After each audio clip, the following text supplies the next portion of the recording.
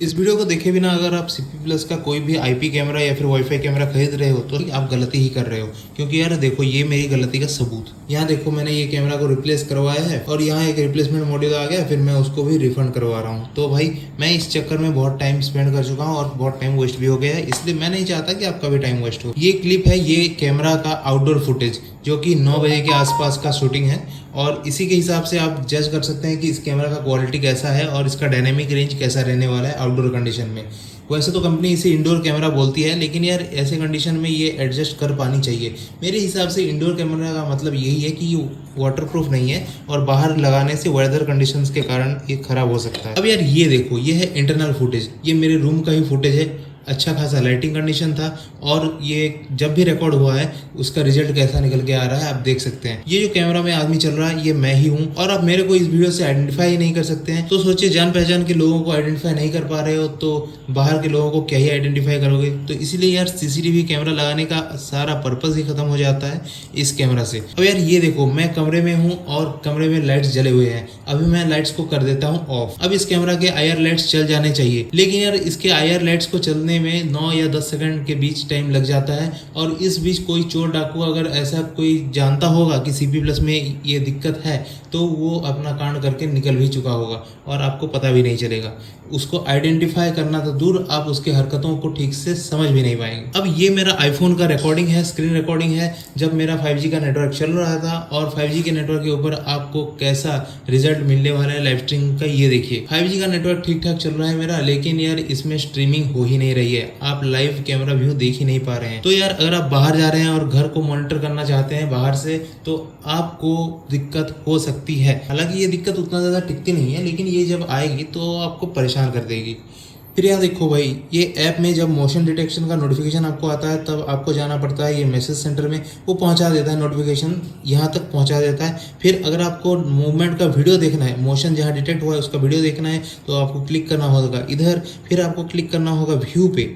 ठीक है, व्यू पे क्लिक करने के बाद फिर आपको जाना होगा यहाँ मैसेजेस में। मैसेजेस में जाने के बाद आपको यहाँ जाना होगा ऑल में। ऑल पे जाने के बाद फिर आपको यहाँ मूवमेंट क्या डिटेक्ट हुआ इधर व्यू करेंगे, तभी जाके आपको पता चलेगा कि आखिर मूवमेंट एक्चुअली किस कारण से हुआ है, कैसे हुआ है और किस तरीके से ओरिजिन हुआ है। आखिर वो मोशन किस चीज़ का था, कीड़े का, मकोड़े का, चूहे का, सांप का या फिर इंसान का, तो आपको इतने आसानी से पता नहीं चलेगा। फिर भाई देखो, अभी उतने टाइम से रिट्राइविंग वीडियो स्ट्रीम लिख रहा है और प्लेबैक अभी कितना देर हो रहा है। भले ही मैंने इसे अपने लैन केबल से कनेक्शन कर रखा है, वाईफाई का भी कनेक्शन मेडअप है, लेकिन ये काम नहीं कर रहा है। अभी देखो मेरा वाईफाई भी चल रहा है लेकिन फिर भी काम नहीं कर रहा है। तो ये दिक्कत हो सकती है कभी कभार, लेकिन नॉर्मल टाइम में ठीक ठाक चल जाता है। देखो यहाँ फिर मैं व्यू करता हूँ इस चीज़ को, ये आसानी से चल गया, लेकिन पिछले वाले में कितना दिक्कत हुई थी आपको पता ही चल रहा होगा। अब यहाँ इसके ऐप को ध्यान से देखो, मैंने इजी कैम ऐप खोल दिया, मेरा वाईफाई के साथ कनेक्शन बना हुआ है और मैं इसे क्लिक करता हूँ तो सीधा निकलता है इसका लाइव व्यू स्ट्रीम। ठीक है, अभी ये कैमरा है और मोशन डिटेक्शन देख सकते हैं आपकी यहाँ एनेबल्ड हो रखा है। और इसके सेटिंग्स में मैं आपको दिखा देता हूँ कि मोशन डिटेक्शन सेटिंग्स में सेंसिटिविटी लेवल हाई है।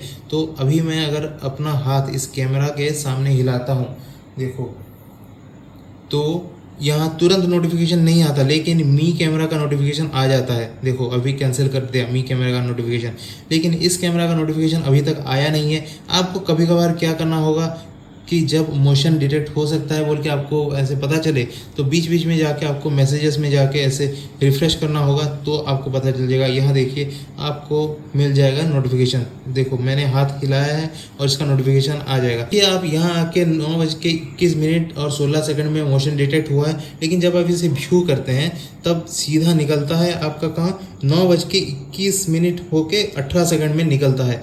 तो मोशन वाली पार्ट तो ऑलरेडी स्किप हो जाती है, तो आपको क्या करना पड़ेगा, इधर जाके थोड़ा ऐसे रिवाइंड करना पड़ेगा उस मोशन को देखने के लिए। देखो अभी आपके मोशन आ गया। तो ये दिक्कत होती है इस कैमरा में। और अगर आप कंटिन्यूस रिकॉर्डिंग एनेबल करेंगे तो आप तो मोशन डिटेक्ट होने के 2 मिनट तक आप मोशन को देख ही नहीं सकते। ये इसीलिए मैं देख सकता हूँ क्योंकि मैंने यहाँ मोशन मतलब कि ये वाला चीज़ एनेबल कर रखा है। देखिए रिकॉर्डिंग सेटिंग्स में मैंने यहाँ रिकॉर्डिंग मोड में इवेंट रिकॉर्डिंग एनेबल कर रखा है, इसीलिए हर बार रिकॉर्डिंग नहीं होता, कभी कभार जब मोशन डिटेक्ट होता है तभी आके रिकॉर्डिंग होता है। इसीलिए मैं रिकॉर्डिंग या फिर मोशन डिटेक्शन वाले व्यू में जाके उसको एक्सेस कर पा रहा हूँ, देख पा रहा हूँ कि मोशन आखिर हुई कैसे। लेकिन अगर आप नॉन स्टॉप में दबाएंगे तो जब एक इवेंट होगा, मान लीजिए 9:23 बजे है, 9:23 में अगर इवेंट होता है, मोशन डिटेक्ट करता है, तो आपको 9:35 या फिर ऐसे टाइम में ही मोशन को देखने का मौका मिलेगा अगर आप नॉन स्टॉप रिकॉर्डिंग कर रहे हैं तो। फिर यहाँ आप एक चीज़ देख सकते हैं, नोट कर सकते हैं कि मैंने ये CP Plus का लाइव स्ट्रीम खोल रखा है और अभी मैं कैमरा के सामने एक मोशन करूँगा फिर से, ठीक है। ये जो मोशन हो गया, देखो यहाँ मी का नोटिफिकेशन आ गया। मी की कैमरा का नोटिफिकेशन पहले से ही आ रखा है, किसी चीज़ का पता नहीं, ठीक है। लेकिन अभी इसका नोटिफिकेशन नहीं आया। जब आप इधर रिफ्रेश करेंगे ऑल में जाके, देखो तब अभी नोटिफिकेशन आ गया। देखो 21:27:08 का नोटिफिकेशन है, लेकिन अभी टाइम कितना हुआ है 21:28:01। मतलब 21:27:08 का जो नोटिफिकेशन है वो मेरे हाथ मूवमेंट का, उसका मतलब यहाँ नोटिफिकेशन बार में, नोटिफिकेशन पैनल में कोई नोटिफिकेशन दिखाया नहीं। मतलब अगर आप घर से बाहर हैं, ये तो मैं वाईफाई नेटवर्क में कनेक्टेड हूँ फिर भी नोटिफिकेशन नहीं आया, लेकिन घर से बाहर हैं तो आपको कैसे नोटिफिकेशन मिलेगा वो आप सोच ही सकते हैं। मतलब आप 4G डाटा चला रहे होंगे फिर भी आपको नोटिफिकेशन नहीं मिलेगा और आपके घर में आपके कैमरा के सामने कुछ भी हो जाएगा तो भी आपको पता नहीं चलेगा। इसीलिए CP Plus का कैमरा आप सोच समझ के लीजिए, लेकिन इस कैमरा का बहुत सारा मेरिट्स भी है। अब देखो दोस्तों, CP Plus एक प्रोफेशनल कैमरा ब्रांड है, CCTV कैमरा ब्रांड है और वो कई सालों से कैमरा बनाती आ रही है। वाइड कैमराज बनाती है मेजरली और वाईफाई कैमराज के मार्केट में अभी घुस गई है। तो भाई इसमें सबसे बड़ी अच्छी बात यह है कि इसमें ऑन-व्हीप है, लैन पोर्ट है और RTSP है। RTSP में क्या कर सकते हैं, अगर आप सॉफ्टवेयर नहीं भी डाउनलोड कर सकते हैं PC पर तो भी आप VLC मीडिया प्लेयर की मदद से, RTSP के लिंक की मदद से एक यूज़र ID और पासवर्ड कैमरा में ही क्रिएट करके आप उसे डायरेक्टली देख सकते हैं अपने कंप्यूटर से। ये देखो दोस्तों, CP Plus के कैमरा का फ़ायदा, ये है वाइड कैमरा, ये है वाइड कैमरा, ये दोनों DVR से अटैच्ड हैं और DVR कनेक्टेड है नेटवर्क से। नेटवर्क मतलब वाईफाई नेटवर्क में है IP कैमरा जो कि CP Plus का है, जो मैंने अभी आपको दिखाया टेबल पर, और वो है अपने टेबल पर यहाँ। और NVR से, सॉरी DVR से, मेरे पास तो DVR है, NVR भी नहीं है, DVR से भी एक IP कैमरा आप कनेक्ट कर सकते हैं और देख सकते हैं। और इसका रिकॉर्डिंग सीधा वाईफाई के थ्रू इधर ट्रांसमिट हो रहा है DVR में और हार्ड डिस्क में स्टोर हो रहा है। मतलब अगर कैमरा खो गया या फिर किसी आदमी ने ले लिया कैमरा को बाहर से तो भी आपका रिकॉर्डिंग इधर सेफ रहेगा। देखो ये जो ब्लॉक दिख रहा है आपको, ये IP कैमरा का है और ये दोनों है वायर्ड कैमरा का। तो आप ये चीज़ भी कर सकते हैं CP Plus के कैमरा के साथ, क्योंकि यार इसमें है RTSP विथ ऑन-व्हीप। अब ये सारी चीज़ों को जानने के बाद अगर आपका मन करता है कि मैं ले लूँ इस कैमरा को, तो आप बेशक जा सकते हैं इस कैमरा के साथ।